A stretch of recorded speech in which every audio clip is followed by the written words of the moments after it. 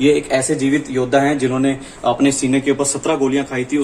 Friends, आज की इस जर्नी में हम आपको लेके जाने वाले हैं एक ऐसी जगह पे जहाँ पे शायद आप पहले कभी ना गए हों या जिस जगह के बारे में आपको पहले पता ना हो। तो ये जो जगह है, इस जगह का नाम है महाराजा रणजीत सिंह वॉर म्यूज़ियम, जो कि लुधियाना शहर में स्थित है। और ये बहुत ही पुराना म्यूज़ियम है। इस म्यूज़ियम के अंदर बहुत सारी ऐसी चीज़ें लगाई गई हैं जो वीरता और देशभक्ति के साथ रिलेटेड है। भारतीय सेना का गौरव यहाँ पे परिचय दिया गया है। तो आपको रिक्वेस्ट करूँगा वीडियो को पूरा लास्ट तक देखें। तो दोस्तों, आप देख सकते हैं हम महाराजा रणजीत सिंह का जो वॉर म्यूज़ियम है वहाँ हम पहुँच चुके हैं। और यहाँ से आप बाहर का नज़ारा देख सकते हैं, कितना अच्छा म्यूज़ियम ये बाहर से देखने को लगता है। और अंदर जाके मैं आपको यहाँ पे बहुत सारी चीज़ें आपको ऐसी दिखाने वाला हूँ। यहाँ पे बहुत सारे टैंक्स रखे गए हैं, बहुत सारे ऐसे एम्युनिशंस रखे गए हैं जो भारतीय सेना ने यूज़ किए थे और दुश्मन के दांत खट्टे करने में जिन्होंने बहुत ही अच्छी भूमिका निभाई है। जो सामने आप देख रहे हैं ये है 40 mm एंटी एयर गन, जो 1937 में इंग्लैंड के थ्रू भारत में इसको कमीशन किया गया था भारतीय सेना में। और इसने बहुत ही अच्छे बहुत ही बड़े बड़े युद्ध में पार्टिसिपेट किया है, जैसे 1947 से 48 में जो जंग हुआ था, और 1962, 1965, 1971, इन सभी जंगों में इसने अच्छी एक महत्वपूर्ण भूमिका निभाई है भारतीय सेना के लिए। बहुत ही अच्छा भरसक काम किया है। और रिटायरमेंट के बाद जैसे इसको कमीशन से आउट किया गया और इसको यहाँ पे रख दिया गया है पब्लिशिंग के। जो अभी आप देख रहे हैं, ये इस व्हीकल का नाम है तोपाज। इसको तोपाज कहा जाता था और इसे 1962 का जो वॉर हुआ था उस वॉर में इसको यूज़ किया गया। ये हाई स्पीड व्हीकल है जो सड़क पे भी चल सकता है, पानी में भी चल सकता है। इसको सड़क पे भी दौड़ाया गया था, पानी में भी दौड़ाया गया था। 1971 का जो वॉर हुआ था उसमें इसने बहुत ही महत्वपूर्ण भूमिका निभाई थी। आप टैंक देख रहे हैं, इस टैंक का नाम है सेंचुरियन MK7। ये जो टैंक है 1971 से 1979 तक जो है इसने बहुत ही बड़ा पराक्रम का काम किया है। 1971 का जो वॉर हुआ था इंडिया पाकिस्तान का, उसमें इसने दुश्मन के बहुत सारे पैटर्न टैंकों को उड़ाया, बहुत सारे पैटर्न टैंकों को निस्तो नाबूद किया। और इसके बाद इस टैंक को जो है एक उपाधि दी गई जिसे फकर हिंद के नाम से नवाजा गया था। इस टैंक को आप देख सकते हैं। इस टैंक की सेवा समाप्ति जो हुई थी वो मार्च 79 में हो चुकी थी।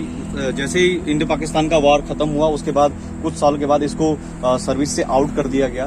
1979 मार्च में इसको सर्विस से आउट करके यहाँ पे एक म्यूजियम में ला के रख दिया गया, ताकि दर्शक लोग आएँ और भारतीय सेना की वीरता पराक्रम को देख के इसको फील करके अनुभव कर सकें।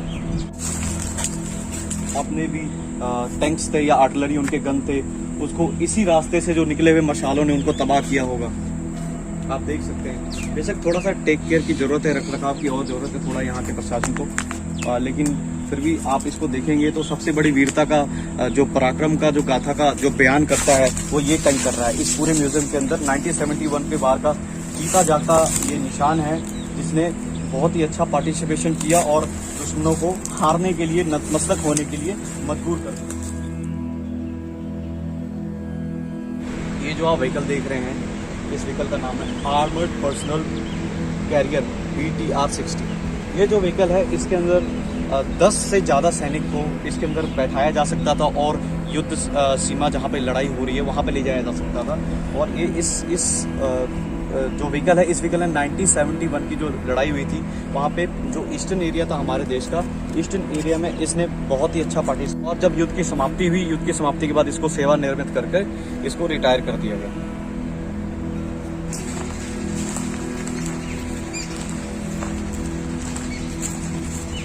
ये जो आप जगह देख रहे हैं, ये जगह है एक वॉर मेमोरियल के तौर पे बनाया गया, जहाँ पे लुधियाना रेजिमेंट के जितने भी सिपाही आज तक जंग में शहीद हुए हैं सभी के नाम सुनहरे अक्षरों में यहाँ पे दीवारों पे जो है अंकित किया गया है।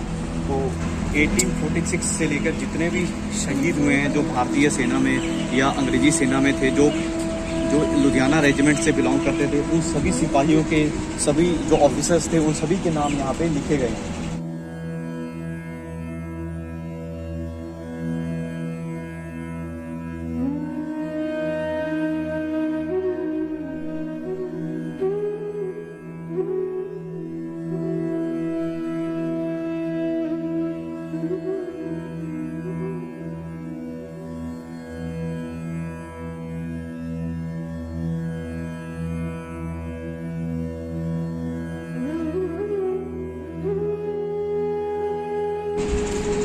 इस बोर्ड में आप देख सकते हैं कैसे लुधियाना रेजिमेंट का जो पुनर्गठन, जो लुधियाना रेजिमेंट जो बनाया गया था 1846 में बनाया गया था, और शुरू से लेके अभी तक जो इसका नामकरण किया गया है वो सारा सीरियल वाइज लिखा गया है कि 1846 में कैसे इसे रेजिमेंट ऑफ लुधियाना कहा जाता था। उसके बाद 1861 में इसका नाम चेंज करके बंगाल नेटिव इन्फेंट्री, और उसके बाद जितने भी नाम इसका चेंज किया गया हमारे इस लुधियाना रेजिमेंट के जो लुधियाना रेजिमेंट का जितना भी नाम चेंज किया गया है सारा यहाँ पे 1950 तक यहाँ पे लिखा हुआ है कि लास्ट में जिसको कहा जाता है, जो अभी तक जो इसका नाम जो 1950 में जो पड़ा था वो 2nd battalion of the Sikh regiment.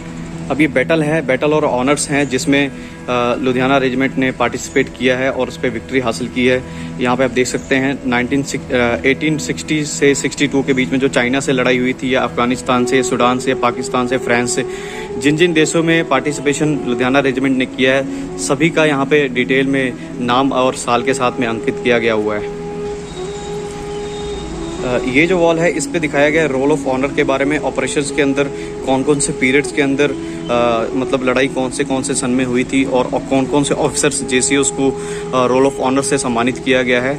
और यहाँ पे देख सकते हैं टोटल 21 ऑफिसर्स और 20 जेसीओस, और अदर रैंक्स जो है 383, और जो टोटल 424 ऑफिसर्स या सोल्जर्स या जेसीओस हैं जिनको रोल ऑफ ऑनर से सम्मानित किया गया है।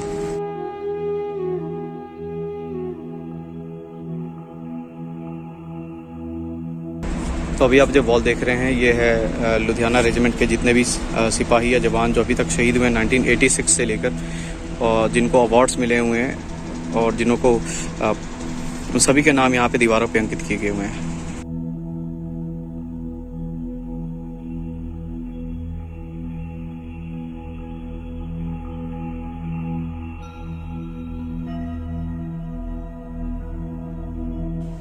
ये जो म्यूज़ियम है इसके अंदर एक बहुत ही अच्छी गैलरी बनाई गई है। गैलरी के अंदर बहुत सारी इमेजेस लगाए गए हैं और बहुत सारे ऐसे हथियार रखे गए हैं जिनको दीवारों पर लटका कर, जो पहले ज़माने में यूज़ किए जाते थे हथियार, वो सारे हथियार सजो के रखे गए। कारगिल का एक बहुत ही अच्छा वॉर मेमोरियल बनाया गया है। तो अभी इतने सारे टैंक्स और एम्यूनिशंस को दिखाने के बाद अब बारी है आपको उन सिपाहियों से, उन वीर सिपाहियों से मिलवाने की, उनकी फ़ोटोज़ दिखाने की। तो चलिए अब हम चलते हैं म्यूज़ियम की ओर।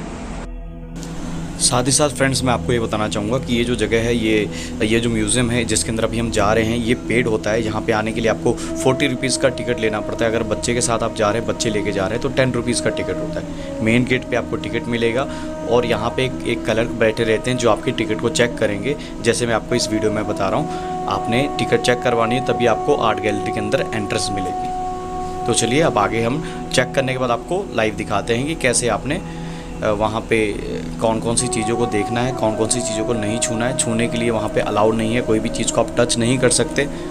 तो चलिए अब हम वीडियो को कंटिन्यू करते हैं।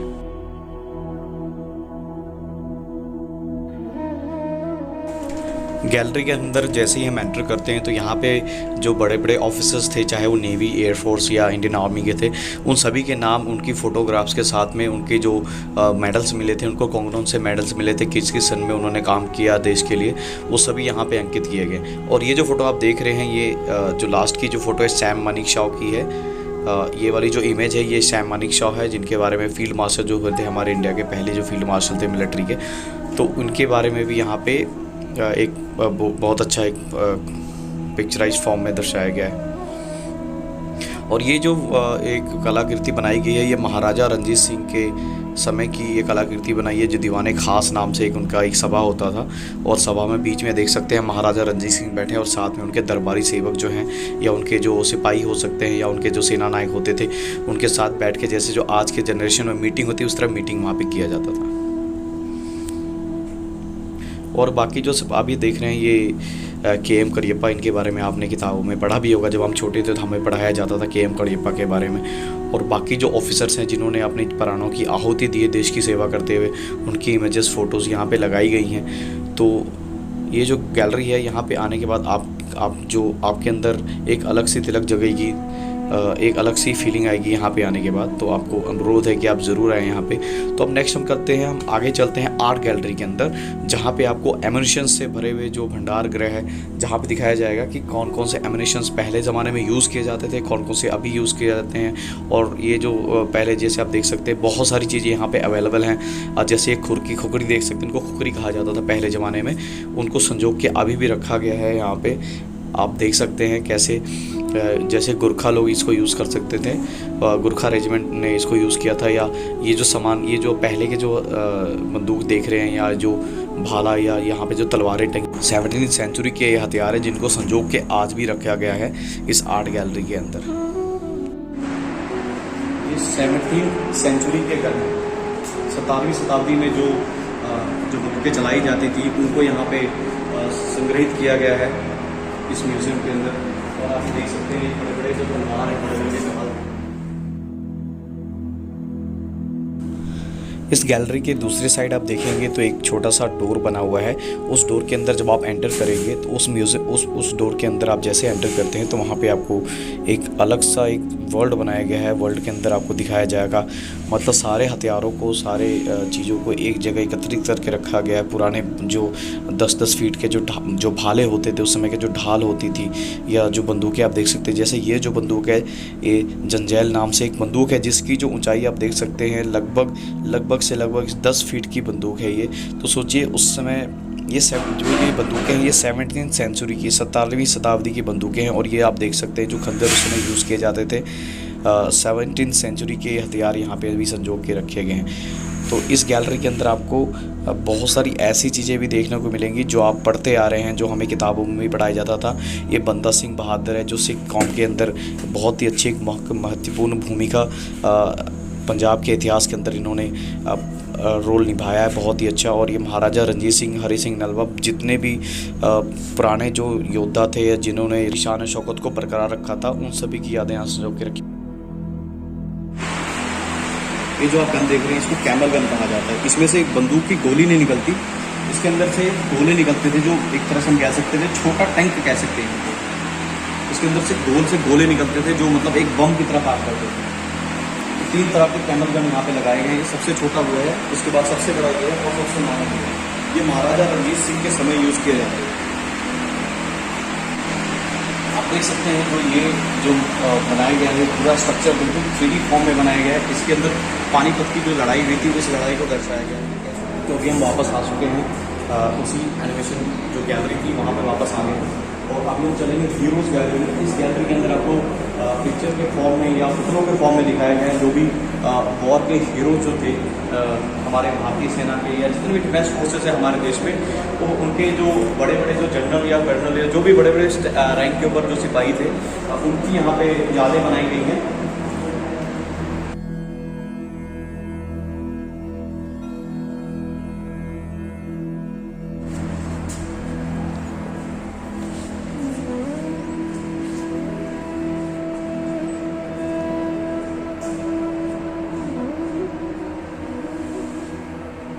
ये वो लोग हैं जिन्होंने भारतीय सेना या देश की रक्षा करने के लिए भारतीय सेना में सर्विस दी। और उसके बाद ये यहाँ के जो लोग आप देख रहे हैं, ये जो फोटोज़ आप देख रहे हैं, ये 1948 का जो कश्मीर ऑपरेशन था उसके अंदर जो पार्टिसिपेशन की थी इन ऑफिसर्स ने, ये या तो उन्होंने सर्वाइव किया था या उन्होंने अपनी जानें दी थी, उन सभी की फ़ोटोज़ यहाँ पे लगाई इस गैलरी के अंदर।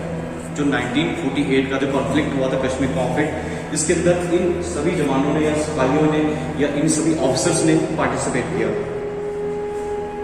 आप यहाँ पे उनके बारे में पढ़ सकते हैं। अगर मैं डिटेल में एक जो हमारे सिपाही हैं उनके बारे में अगर मैं आपको बताने लग जाऊँ तो ये वीडियो शायद 1 से 2 से 3 दिन का बन जाए, क्योंकि यहाँ पे फोटोज, इमेजेस, बहुत सारी इन्फॉर्मेशन है। एक एक चीज़ को आपको बताया नहीं जा सकता, सिर्फ आपको हम ओवरव्यू देख सकते हैं कि यहाँ पे क्या। जैसे आप देख सकते हैं 1962 का जो चाइनीज़ कन्फ्लिक्ट हुआ था, चाइनीज़ एग्रेशन हुआ था, जब चाइनीज़ हमारे देश के अंदर दाखिल हुए थे, उस समय जो हमारे बड़े बड़े जो ऑफिसर्स थे, जो हमारे सेना के जो जवान थे, उन्होंने जो पार्टिसिपेशन किया था, जो बहुत ही बड़ा पराक्रम जिन्होंने निभाया, उनकी फोटोज यहाँ पे लगाई गई। आगे हम देखते हैं 1965 की जो लड़ाई हुई थी, इंडो पाक वॉर जो हुआ था, उसके अंदर जो भी सिपाही थे, जैसे बलजीत सिंह रंधावा सर थे, और या लेफ्टिनेंट कर्नल सरदूल सिंह रंधावा, ये सिपाही केवल सिंह, ये लेफ्टिनेंट या कर्नल अजीत सिंह, इन लोगों ने बहुत ही अच्छा पराक्रम दिया भारतीय सेना की तरफ से, और देश की रक्षा, देश की प्रभुसत्ता को बनाए रखने में, कायम रखने में पार्टिसिपेशन किया। तो उनकी फोटोज को यहाँ पे एक उनको श्रद्धांजलि के रूप में यहाँ पे समर्पित किया गया है।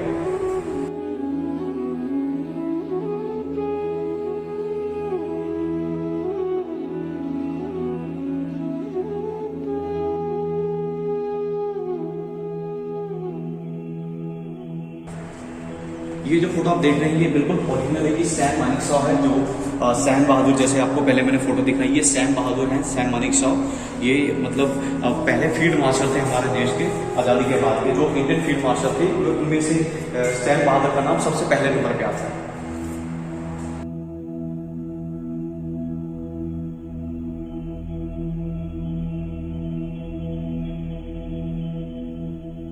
ये जो गैलरी है, इस यहाँ पे देख सकते हैं 1971 के अंदर जो ऑफिसर्स थे जिन्होंने पार्टिसिपेट किया था, उनकी फोटोज यहाँ पे लगाई गई है।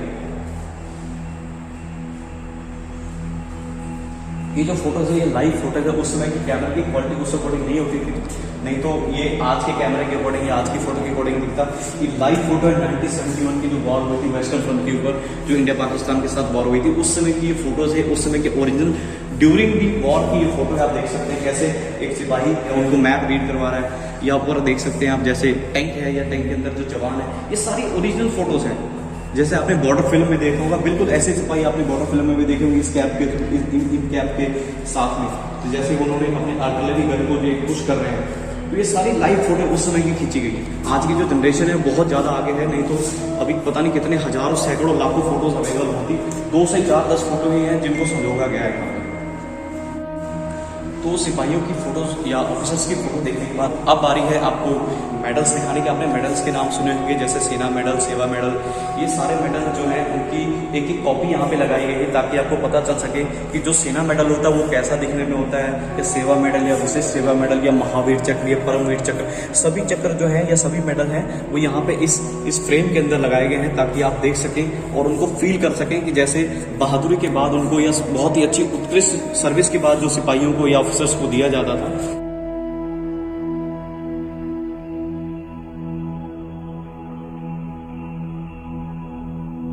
हम आपको लेके चलेंगे अभी एक ऐसी गैलरी में जहाँ पे सिपाहियों के जो पोशाक हैं, जो उस समय जो सिपाही पहनते थे, वो पोशाक आज भी संजो के रखे गए हैं।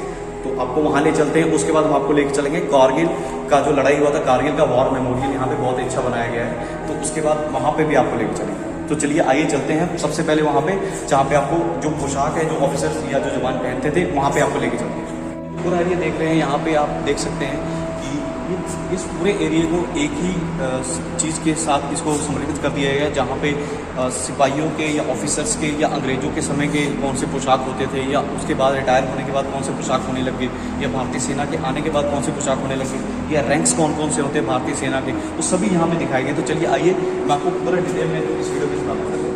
ये आर्मी ऑफिसर की ड्रेस है, जैसे यहाँ पर आप देख सकते हैं राजेंद्र सिंह नाम के एक आर्मी ऑफिसर होंगे जिन्होंने अपनी इस वर्दी को समर्पित किया इस म्यूजियम के लिए।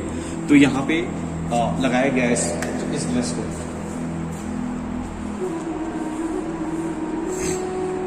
ये कर्नल की ड्रेस है।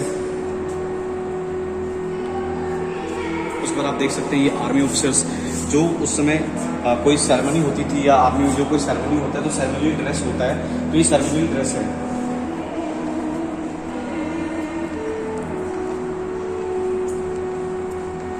सेरेमोनियल का मतलब है जैसे कोई पार्टी फंक्शन या जैसे कोई परेड होती हो, जैसे कोई गवर्नमेंट ने कोई फंक्शन ऑर्गेनाइज किया हो जहाँ पे ऑफिसर्स मीट करने के लिए जाते हैं, तो उनका ड्रेस कोड अलग अलग होता है। अगर वो परेड करेंगे तो परेड का ड्रेस कोड अलग होगा, जब वो ड्यूटी पे होंगे तो उनकी ड्यूटी का ड्रेस कोड अलग होता है। मतलब जो भी वो एक्शंस लेते हैं, जो भी वो पार्टिसिपेशन करते हैं, हर एक चीज़ में उनका ड्रेस कोड अलग अलग होता है। तो आप देख सकते हैं जैसे यहाँ पे एयरफोर्स, नेवी, आर्मी, इन सभी के जो अलग अलग ड्रेस कोड्स हैं वो सभी यहाँ पे सीरियल वाइज रखे गए हैं।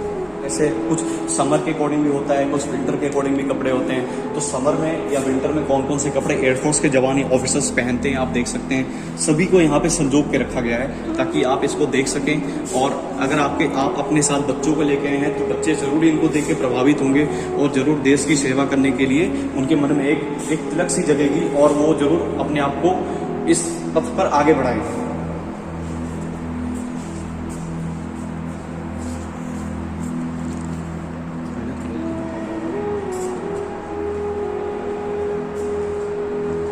तो अभी आपको दिखाने जा रहा हूँ ये जो बैचेस हैं या जो रैंक्स हैं वो इंडियन नेवी में कौन कौन से रैंक्स होते हैं और उनके जो सोल्जर कौन कौन से फीते जैसे आपने देखे होंगे जो यहाँ पे रैंक्स लगा होता है, जो पट्टी लगी होती है। इंडियन नेवी के बैचेस हैं या रैंक्स हैं तो आपको मैं दिखाना चाहूँगा कैसे छोटे से लेकर बड़े रैंक्स तक शुरुआत कहाँ से होती है। जहाँ पे एक सिंपल सा एक लकीर होती है सिंपल पहले रैंक के बाद जो सिपाही या लांस नायक का जो रैंक होता है इनका।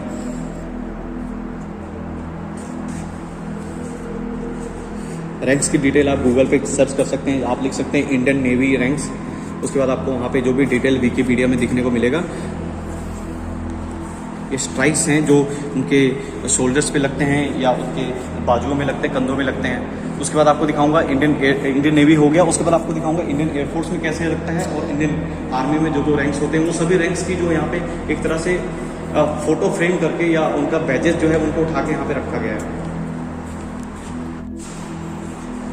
आप देख सकते हैं कि इंडियन आर्मी का जो यहाँ पे एक छोटा सा एक बनाया गया है जिसके अंदर जो रैंक्स को सजाए गए हैं, रैंक्स के ऊपर नाम भी लिखा गया है।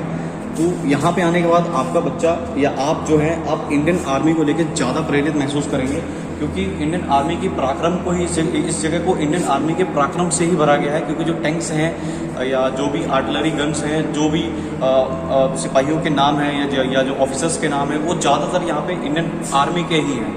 क्योंकि यहाँ पे जो रेजिमेंट है वो है लुधियाना रेजिमेंट जो है वो इंडियन आर्मी से बिलोंग करता है।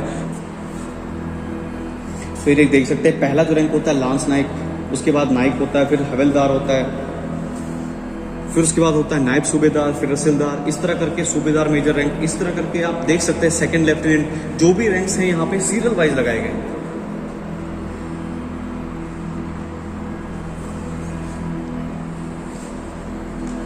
एक से एक चीज़ जो आपको भारतीय सेना के बारे में या देश के बारे में जानना है तो यहाँ पे आके आप इसके बारे में जानकारी ले सकते हैं। ये जो बैचेस या रैंक्स हैं ये इंडियन एयरफोर्स के हैं, जैसे कि आपको मैंने पहले नेवी का दिखाया फिर आर्मी का दिखाया, अब ये जो है ये इंडियन एयरफोर्स के हैं। और वहाँ पे भी कुछ बैच लगे हुए हैं जो किसी डिफेंस सर्विस मेडल्स हैं जो इंडियन आर्मी या इंडियन एयरफोर्स या इंडियन नेवी में जो दिए जाते हैं वो सर्विस मेडल्स को यहाँ पे संभाल के रखा गया है। इन मेडल्स के नाम हम नहीं जानते, नहीं तो यहाँ पे आपको बता दिया जाता है ना। तो यहाँ पे मेडल का नाम अंकित किया गया है, सिर्फ मेडल यहाँ पे लगाए गए हैं जिनको आप देख के फील कर सकते हैं कि कैसे पराक्रम के बाद या सर्विसेज देने के बाद उनको मेडल से सम्मानित किया जा रहा था।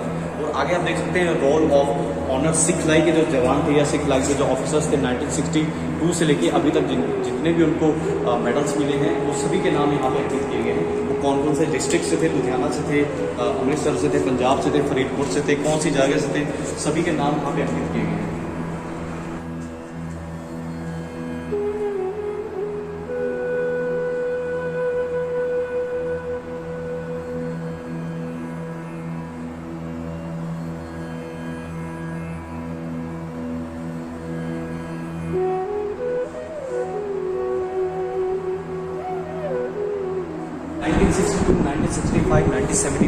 और उसके बाद जो ऑपरेशन पाउल हुआ था या ऑपरेशन मेघदूत हुआ था या सियाचिन ग्लेशियर में जो भी ऑपरेशन हुए थे उनमें जितने भी जवानों ने पार्टिसिपेट किया उन सभी के नाम यहाँ पे अंकित किए गए। फाइनली इन सभी चीज़ों को दिखाने के बाद अभी हम पहुँच चुके हैं जो हमारा लास्ट स्टॉप है जो है कारगिल वॉर मेमोरियल।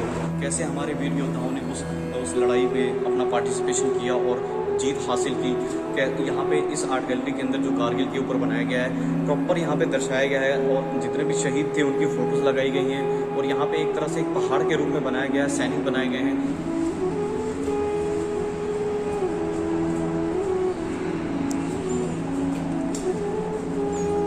तो ये जगह जो आप देख रहे हैं ये सेपरेटली कारगिल वॉर मेमोरियल के रूप में बनाया गया है। 1999 में जो फाइट हुई थी इंडिया और पाकिस्तान पे कश्मीर, बटालिक, जितने भी सेक्टर थे जहाँ पे लड़ाई हुई थी, उन सभी में जैसे जैसे आर्टिलरी गन्स को यूज़ हुआ था, या मॉशॉक जो सेक्टर था, मॉस्को, आप देख सकते हैं ये जो फोटोज़ हैं, ये लाइव फोटोज़ हैं जो उस समय की खींची हुई हैं। कैसे यहाँ पे सिपाही दुर्गम स्थितियों में लड़ाई करते हैं हमारे लिए, और कैसे हम घरों में बैठकर चाय कॉफ़ी पीकर उनकी बेइज्जती करते हैं या उनके बारे में उनकी कमियां निकालते हैं। तो यहाँ पे आने के बाद आपको फील होगा कि कैसे सिपाही हमारे लिए क्या करते हैं। आप जैसे फोटो देख सकते हैं, जो सिख रेजिमेंट के जो जवान हैं, जो सियाचिन ग्लेशियर में पोस्टेड है, वहाँ पे -60 डिग्री तक का टेम्परेचर रहता है। इतनी दुर्गम स्थिति के रहने के बाद भी जो हमारे सिपाही हैं, हमारे लिए वहाँ पे हमेशा डटकर खड़े रहते हैं और हमारे लिए अपनी प्राणों की आहुति देने से भी पीछे नहीं हटते। ये जो फोटो है, ये जो मैप दिखाया गया, ये द्रास सेक्टर का है। जैसे द्रास सेक्टर में कारगिल की लड़ाई हुई थी और उस समय की लाइव फोटोज दिखाई गई हैं। और ये जो आपने ये फिल्म को इस जो ये आर्ट गैलरी है, ये जो ये फोटोज हैं, इनको आपने पिक्चर्स में भी देखा होगा। इसमें हीरोज ने भी पार्टिसिपेट किया। कुछ आप फोटोज देख के वेरीफाई कर सकते हैं। इनमें से आप फोटो देखिए। इस फोटो को भी आपने पहले देखा होगा। बिल्कुल 1999 की जो लड़ाई हुई थी, जो LOC जो मूवी निकली है, उस मूवी को देख के भी आपको अनुमान लग सकता है कि कैसे दुर्गम स्थितियों में या दुर्गम परिस्थिति में रहने के बाद भी भारतीय सेना ने पार्टिसिपेट किया और अपने वर्चस्व को कायम रखा और दुश्मन को खदेड़ उठाया हमारे देश के अंदर से। आप ये जो फोटो देख रहे हैं, ये टाइगर हिल की फतेह के बाद जो ये कैप्टन विक्रम बत्रा, जो अभी एक मूवी आई है शेरशाह, उसमें इनका किरदार निभाया गया है। और शेरशाह मूवी के अंदर इनके जीवन के बारे में बताया गया है। एक स्लोगन था, ये दिल मांगे मोर। इस स्लोगन के पीछे उनकी कई बार उनके जो बड़े ऑफिसर्स थे, इनका मजाक भी उड़ाया करते थे कि जितना कुछ भी हो जाए, ये दुर्गम परिस्थिति में रहने के बाद भी हमेशा लड़ने के लिए तैयार रहता है। तो मतलब आप देख सकते हैं कि इतनी दुर्गम स्थिति में रहने के बाद भी जो सेना है, जो हमारी हमेशा तैनात रहती लड़ाई के लिए, तो यहाँ पे आने के बाद आपको बहुत ही अच्छा एक सुकून सा फील होगा और आपको लगेगा कि नहीं, आप हमारे देश में, जैसे कुछ लोग हैं जो कहते हैं कि हमारे देश में हमें डर लगता है, तो यहाँ पे आने के बाद जो बलिदानी, जो यहाँ पे जो सिपाहियों की जो तैनाती है, जो उनकी बलिदानी है, उनको फील करने के बाद, देखने के बाद, जो पिक्चर फॉर्म में दिखाया गया है, उसको देखने के बाद आपको जरूर से जरूर भरोसा हो जाएगा कि आप अपने देश में सुरक्षित हैं। और एक करगिल का द्रास सेक्टर है जहां से जंग की शुरुआत हुई थी, एक तरह से आप कह सकते हैं। और यहीं से जो है दुश्मन हमारे मेन जो मुख्य चौकी थी वहां पे बैठकर और हमारे नेशनल हाईवे का जो ब्लॉकेज था उसको ये कवर कर रहे थे, हमारे नेशनल हाईवे को टारगेट कर रहे थे द्रास सेक्टर में बैठ के। तो यहाँ पे जितनी भी हमारी सेना थी, आप देख सकते हैं कैसे वो नॉर्मल लिविंग में रह के और अपने आप को ठाट वाट से दूर रखकर हमारे देश की रक्षा करते हैं और हमारे देश के लिए समर्पित रहते हैं। आप इन पिक्चर्स के थ्रू आप देख सकते हैं, देख के आप उस चीज को फील नहीं कर पाएंगे जितना आप उनकी लाइफ में जाके फील करेंगे। तो पिक्चर्स के फॉर्म में आपको सिर्फ दिखाने की ही कोशिश कर सकते हैं, असली जिंदगी क्या है ये इनको पता है। और ये जो है करगिल वार के जो परमवीर चक्र जिनको मिला था, ये है ग्रेनेडियर योगेंद्र सिंह यादव, जिनको आपने टीवी पे भी देखा होगा। इनका इंटरव्यूज भी बहुत सारा आता है। उसके बाद भी आज भी जीवित है ये। और ये लेफ्टिनेंट मनोज पांडे, आपने सुना होगा, ये कैप्टन विक्रम बत्रा, जिसके ऊपर आज फिल्म बनी है। फिल्म का नाम जैसे आपने शेरशाह सुना होगा। शेरशाह जो मूवी है इन्हीं के लाइफ के ऊपर बनी है। ये है राइफलमैन संजय कुमार। आप जब LOC कारगिल मूवी देखेंगे तो सभी के जितने भी पार्टिसिपेशन है आपको पता चल जाएगा। इस राइफलमैन संजय कुमार जो है ये भी आज जीवित हैं, इनको भी परमवीर चक्र मिला है। और बाकी के यहाँ पे देख सकते हैं जितने भी उस समय के सिपाही थे जिन्होंने अपनी जानें कुर्बान की देश के लिए, या उन्होंने परमवीर चक्र लिया या महावीर चक्र लिया, उन सभी के नाम यहाँ पे फोटोज के साथ यहाँ पे दर्ज किए गए।